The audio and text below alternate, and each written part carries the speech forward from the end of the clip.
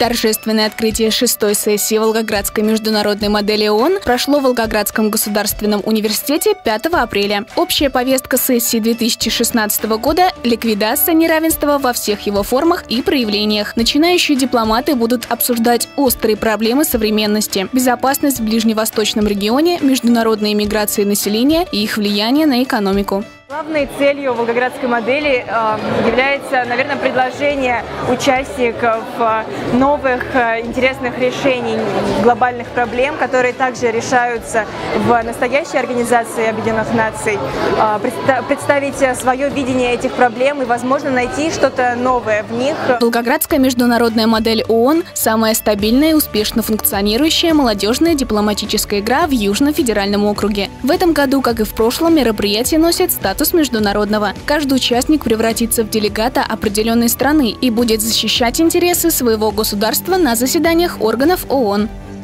6-я волгоградская международная модель ООН отличается, во-первых, самой структурой. У нас появилось очень много комитетов. С прошлых лет остался только традиционный экономический и социальный совет. Появились два новых органа.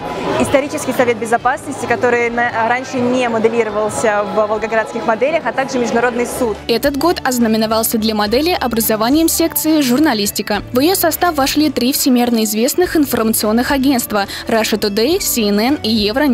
Введение секции «Журналистика» тем более актуально, что сейчас ни одно крупное международное мероприятие не обходится без журналистов. Именно представители прессы формируют информационную повестку дня и конструируют картину мира в сознании огромной аудитории.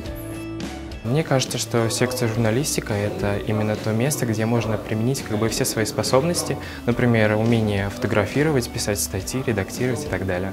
На секции «Журналистика» мы создаем группу и в ней печатаем статьи по поводу заседаний в комитетах, как Международный суд, Совет Безопасности, Исторический Совет Безопасности. На данный момент созвалась экстренная пресс-конференция в связи с происшествием, которое произошло на Совете Безопасности между делегатом Франции и делегатом Соединенных Штатов Америки.